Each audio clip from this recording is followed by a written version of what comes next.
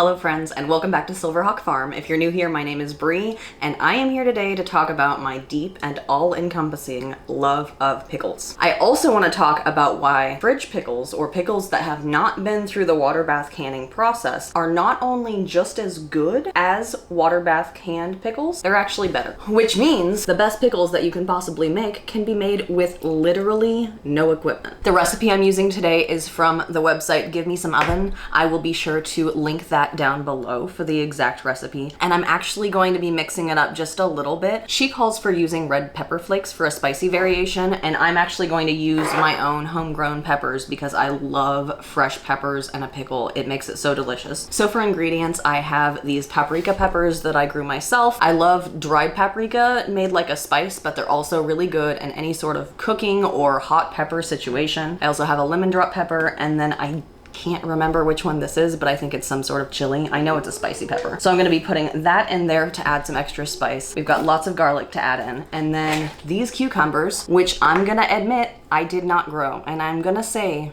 right now, I'm gonna give you permission. If your garden has been ridiculously hot and your cucumbers are all wilted or bitter, you are allowed to buy cucumbers and pickle them. You're allowed to do it. And it's still gonna be 1,000 times better than the cheap store pickles that you would get. So the reason that I chose this recipe is specifically because it doesn't have you heat up the brine, which is really exciting, because the reason that fridge pickles are better than canned pickles is because they have to go through less of a heating process to be preserved, and the less heat that gets on those cucumbers, the crunchier it's gonna stay. There are definitely ways to preserve the crunchiness when you're canning, such as using fig leaves, I believe bay leaves, and then there's like a specific powder that you can get to help pickles stay crisp. With fridge pickles, you don't need to worry about that nearly as much. Previously, I've made fridge pickles with a brine that was heated and boiled over the stove, and this one actually doesn't call for that, which makes sense to me. The thing that keeps bacteria out of pickles isn't heat, it's the acidity of using an incredible amount of vinegar. So I think that because we're not heating this solution, it's gonna end up being like the crunchiest fridge pickles ever, and I'm really, really excited about that. So for the first step of this process, I'm gonna go ahead and make the brine first, and then I'm gonna prep the veggies and get everything put together. I have this, which is actually the bowl for my stand mixer. I'm using it specifically because it's the biggest bowl that I have that also has a spout, so it's gonna be really easy to pour into jars. I am actually quadrupling the recipe that I'm posting from Give Me Some Oven, so I'm going to be using quite a bit more of each, but I kind of got like enough for half a batch of a canning pickle recipe or a huge batch of refrigerator pickles. And like I said, I actually prefer the fridge pickles, and they're a little bit easier to process. So we're gonna go that way and have a little bit extra, which I'm gonna eat through in no time. So I'm going to be combining 5 1/3 cup water with 2 2/3 cups of vinegar, which sounds kind of random, but the quantities make a little bit more sense if you're not quadrupling the recipe. If you're making a smaller batch, be sure to check down at the website and they'll give you the exact measurements for that. So I've got my water in, and then 2 2/3 cups of vinegar. Ooh, it's gonna smell like vinegar in here. Everybody loves pickle day when the house smells like vinegar. And then we'll add 4 tablespoons of fine sea salt. If you're using like a kosher salt, that's fine. You just might need to mix it a little bit more to get it to dissolve fully. And then the conversion says like 8 teaspoons. I'm just gonna round that up to a little under 3 tablespoons of peppercorns. I like stuff peppery, so I don't mind if it's a little bit too much. And then I'm gonna give this a really good whisk to make sure that all of this salt's getting nice and dissolved, especially since we're not heating it. Okay, that's like weirdly satisfying though. I think it's hypnotizing me. Great, and then I'm gonna mix this a little bit more before I pour it in, but I'm gonna go ahead and prep my veggies while this just sits and marinates for a minute. So I do go ahead and cut my cucumbers directly into the jars, and just to show how it doesn't need to be that particular with fridge pickles, I do have one of my regular canning jars that has a chip in it, so I can't use it for canning anymore, and I like to use it for projects like this. I also have a container of pickles that I actually bought at the grocery store. It was expensive and delicious and totally worth it, like artisan pickles. So this will fit a lot of cucumbers inside of it, so I was excited to try that. And then this was just like the Kroger brand pickles that I also had picked up at the grocery store at some point, and I'm reusing that jar too. So literally any container you have is fine. You just want to make sure that the brine is fully covering the pickles. So these are a really nice small pickling cucumber. If you're buying from the grocery store, or maybe you grew some that were larger. That's totally okay. You're just gonna cut them down to make sure that they fit well within the jar. You don't need to be super particular about it. It doesn't need to look perfect. It's still gonna work just fine. I'm just cutting off the very, very ends of this. I do want to use most of the cucumber in my pickle. And then I'll cut off any parts that seem kind of questionable. This looks just a little bit bruised, so I'm just gonna kind of chop away at that guy. Probably not absolutely necessary, but it's worth doing anyway. As always, I've got my handy compost container nearby so that I can throw all of my scraps in there, and they will either go to the chickens or the compost. I think my chickens will eat cucumbers. I haven't tried in a minute. Yeah, my chickens eat cucumbers. They get mad when they're bitter. And then I'm making spears today because of my favorite snack. So you take ham and you spread cream cheese on it, and then you wrap it around a pickle, and it's delicious, and it's my favorite little snack. So that's what I'm making right now. And that's how most of these are gonna be consumed.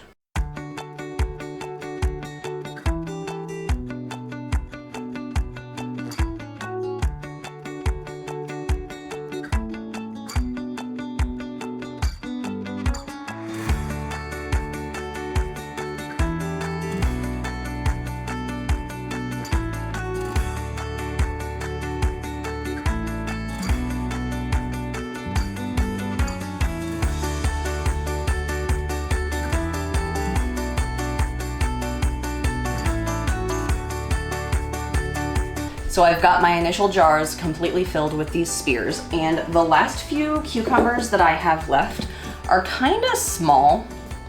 They're just a little bit short for the spears that I've been going for. So I'm just gonna go ahead and slice these into nice little slices for sandwiches, and we'll do a small jar of that.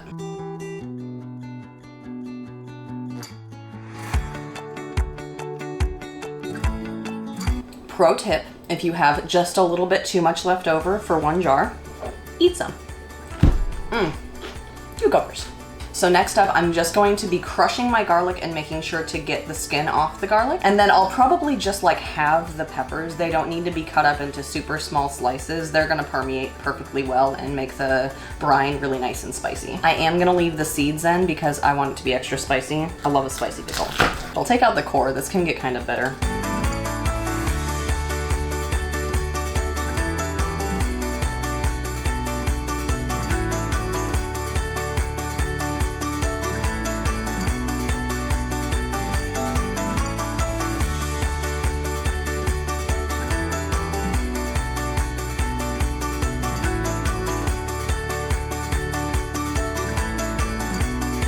Now that I have my spicy peppers all added to the jars, I am just going to get the skins off this garlic by kind of putting my knife down and carefully, without stabbing myself, smacking it. And that kind of just makes the skins fall off, and then you can just really easily peel it out. It will kind of smush the garlic, but for these purposes, that's actually kind of helpful. It's gonna help it permeate a little better. This garlic's a little bit small. Any of the larger garlic I am saving to plant here in about a month. So I'm kind of estimating how much I should use, but like several small cloves per jar is gonna be great. And I know I touched on it a little bit briefly earlier, but one great thing about making these fridge pickle recipes versus like a canning recipe is with a canning recipe, you really do need to follow the recipe to a T. With this, you wanna be very particular about the amount of brine that you're using. You wanna make sure you're getting the right water, salt, and vinegar ratio, but beyond that, you have a lot of flexibility as far as adding like different spices, adding different herbs, all sorts of different things, whether you're making dill or bread and butter pickles. We're making dill pickles today, but she does include some variations of like different types that you can make if that's something that you're looking for. And then I'm just gonna rough chop my dill so that it will split between the jars pretty much. Not trying to do anything fancy.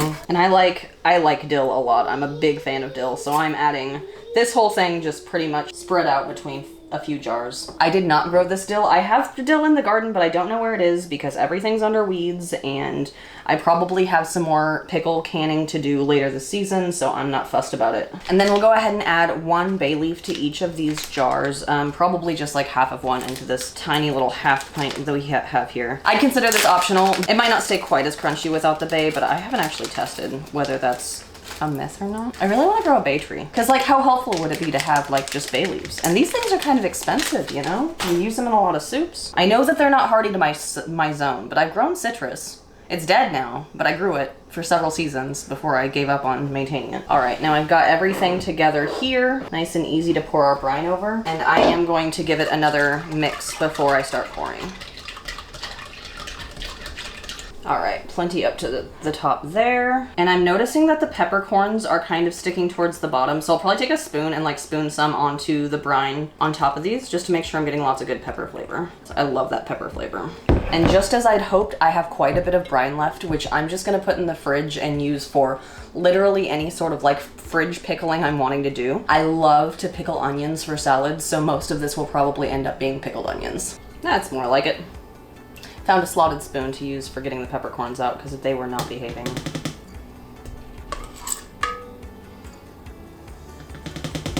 And then I'm just gonna pour the rest of this brine into a jar, which I will keep in the fridge until we need it. Note that I'm trying not to use my canning jars for stuff like this because they are working overtime nowadays. And I want them to be available for when I want to actually can. And then once I've got all of these packed nice and tight, I'm gonna go ahead and put a lid on them. And then I'm gonna give them a good shake before I put them in the fridge to make sure everything's really nice and evenly dispersed. And I'll check every once in a while to make sure that this brine is covering the top of the cucumbers. It's not a ferment, so it's not the end of the world if a little bit of food is poking out. It's still gonna get that acidity and it's going to go just fine. You can get some discoloration if you have some of the cucumber poking out or some of the pickle poking out. So it can be kind of helpful to make sure that it's covering there. And just to check it every once in a while, like maybe once a week if you're not eating that yet, to make sure that it's not becoming an issue.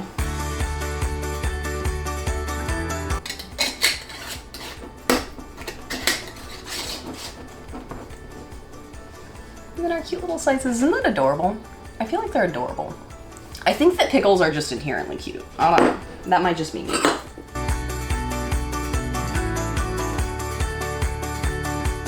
Hey friends, it's Future Brie popping in because I realized that I forgot to mention how long these things will last in the fridge. So you want to wait probably at least a day. It'll have a low brine within like an hour, but you want to give it a day to permeate all of the vinegar and start to taste pickly. And I've heard a ton of different things about like how long they actually last. Personally, I've eaten fridge pickles that were 6 months old and the only thing that was off about them was texture, like they got a little bit mushy but still felt very much safe to eat. You want to check for discoloration, any sort of mold or anything like that, or if they start to look a little bit too mushy or a little bit off, go ahead and toss them. I read in this kitchen article that it could be up to 2 years before they go bad as long as they don't show signs of rot. So I'm gonna drop the link to that article below because it has a really good description and like a little bit more in-depth information on how to tell if fridge pickles have gone bad and kind of the timeline for that. So that's it, friends. It is a short and a sweet one, but I hope that that inspires you to make some really delicious homemade pickles in your own kitchen with absolutely no equipment needed. Please let me know if you end up making this recipe. And we've ended with this beautiful jar of farm fresh, maybe not my farm, but a farm pickles that would probably run a decent amount in the grocery store because these are some gourmet pickles. We're using fresh herbs. We've got some hot peppers in there to make it really flavorful. We've got the peppercorns in there. It is not comparable to the $2 jar of pickles that you're picking up at Kroger. So I've got to head out because I've got some more work to do in the garden, but I hope to see you really, really soon. And in the meantime, treat yourself to something delicious. Okay, bye. Oh no, right in my face. I'm afraid of it now. Okay.